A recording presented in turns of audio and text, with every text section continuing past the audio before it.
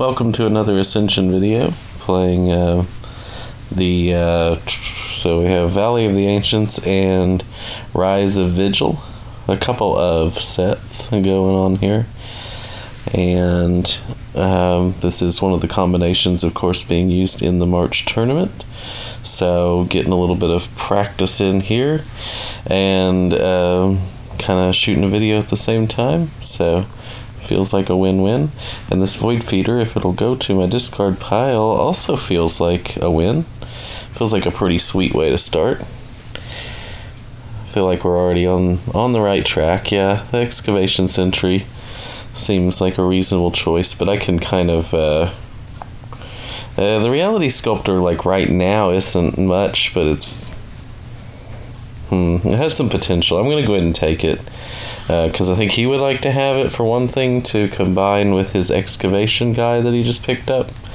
And I may want it later, if I'm going to have a deck that's going to mix and match runes and power, which seems likely, considering that I have the a power construct already. I'm going to want to be able to like copy my heavy infantries or what have you, when those times come up. And I'll probably pick up some mystics and things.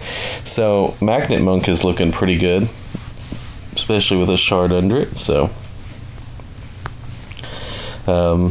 so far this one pretty simple. I don't think I've really had a lot of choices.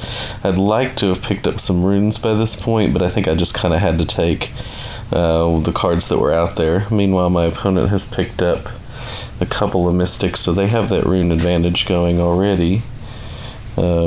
So go ahead and play this Void Feeder, and then I will finally get some runes. So let's get this mystic here, and then I'm afraid he's going to probably beat me to some of those 6-cost cards there. So I'm going to go ahead and play the shard here, and then, okay, so I already get to start banishing now with my Void Feeder, so that's pretty nice. I hope I didn't miss a banish. I'm just now noticing that the light up isn't showing, real strongly here. Question, I guess, is whether I want the Hellfrost Imps badly enough. I don't even actually think I do. Like, it would be cool to clear a spot, and if something really exciting came out that was cheap, then that would be nice, but since I have this banished right now, I think I'm going to go ahead and get rid of one of my militia, because I'm going to want to start catching up and buying some of these high-cost cards. That Starcaller Leotan is looking pretty great, so I've already got a decent amount of energy going on. And he's got a lot of runes now. Like, he's going to be buying some of these high-cost cards. Do I want a heavy infantry?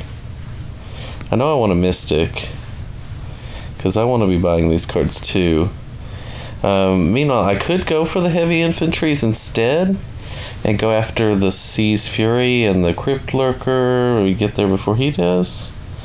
I mean, maybe I mix and match. I think I'll mix and match. I'll pick up a heavy infantry to go with my Magnet Monk, because I did already banish militia, so I'm going to want to beat some monsters. And okay, so I think he's going to buy this. Yeah, there's 6. So I think the Outpost. Yeah, Outpost is good.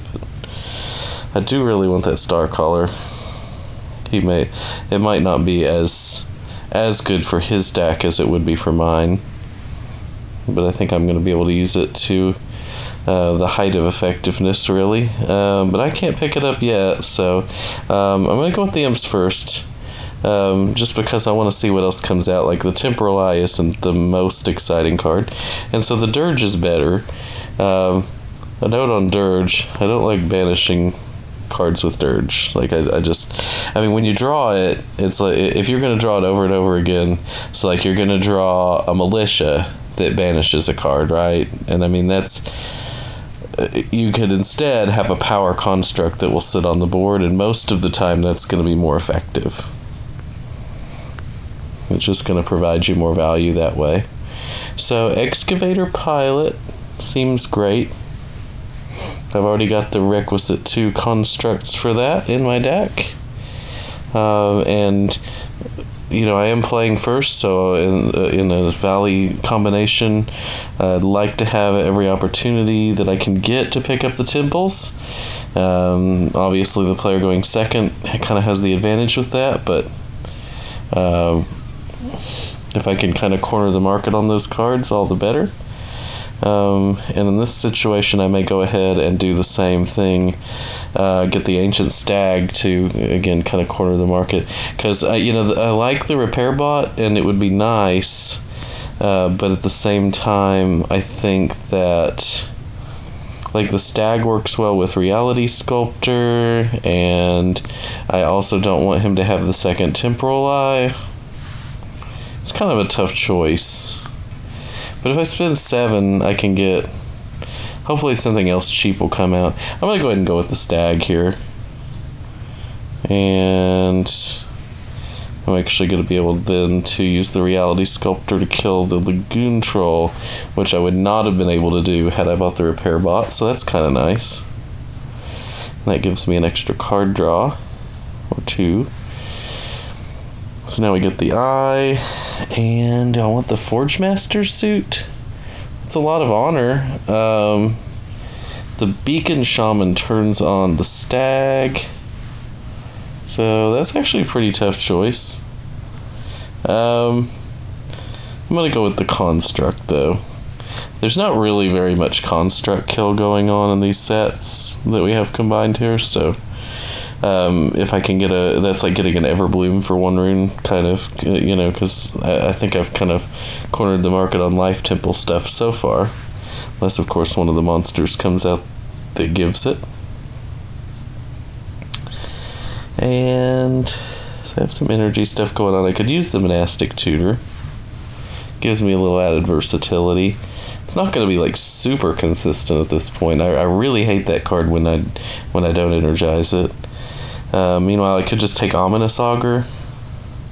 Either one is kind of a gamble in some way. 4 power, though, is reasonably good. And if I can clear a couple of cards here, I may hit something worth killing with that power. Yeah, okay. I'm going to go ahead and go with the Tutor. Well, now I'm going to go with the other Tutor. If I've got one, if I'm going that route, I might as well go ahead and double down on it. Especially when the second one comes with a shard, because that's the important thing, is being able to energize them. So I've just increased the odds of that a little bit, so that's pretty nice. Starcaller's going to make the game a little bit shorter, and that's kind of all right. Templar Outpost is also one of those, like, there are games where the board is clearly set up where, like, you've got to get that Templar Outpost, and then there's other games where the card underperforms, and I'm thinking and hoping that this may be one of those games where the card kind of underperforms. Get me a Banish in here. And now, with the energy I'm picking up, I think I will go ahead and pick up this Honisnot. Probably the best card. I mean, the Ominous Augur has a really high ceiling if you're able to draw it with the Serenity, but I think the Honisnot also has a pretty high ceiling and combines with my Ancient Stag and has a little bit of a higher chance to actually trigger its 2-2 ability than the Augur does to. Either way, again, you're gambling on something. And get a temple. That's pretty nice stuff.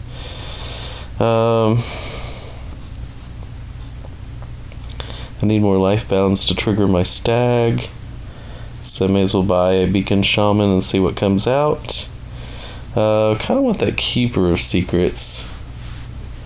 But I can't buy it and beat the minions. That's okay though. I'm fine with that. Yeah, I'm gonna buy the Keeper of Secrets. I'm trying to take away opportunities for him to get temples, and I think that if I can do that, then I'm very likely to win this game. Unfortunately, the resourceful traders out there, but a lot has to kind of go right if I'm able to. He's got the Temple of Death now, but I need to take it away from him. Ooh, Siege Master's Ram. That's good stuff. And he's going to go with a couple heavies. So now we're getting to that crunch time part of the game. Unfortunately, I didn't manage to pick up. I didn't manage to pick up the third energy for the Honus Knot. Right, I'm going to take the Trader. And yep, then I'm going to take the Siege Master's Ram, I believe. Yeah. And that'll leave me just the one card. Oh, lots of shards there. Anyway, I'll get a banish in.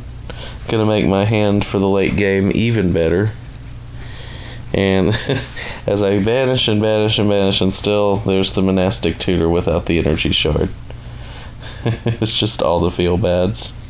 I mean, because if I had the shard, then I could beat like an Iku's minion. I could even beat the Hellfrost Imps, but the minion would banish that other apprentice out of my discard pile for me, but denied. No energy for that card.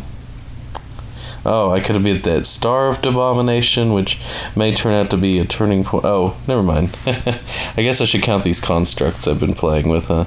So, but, you know, still, I could have gone up the chain. I could have beat Mutated Scavenger, things like that.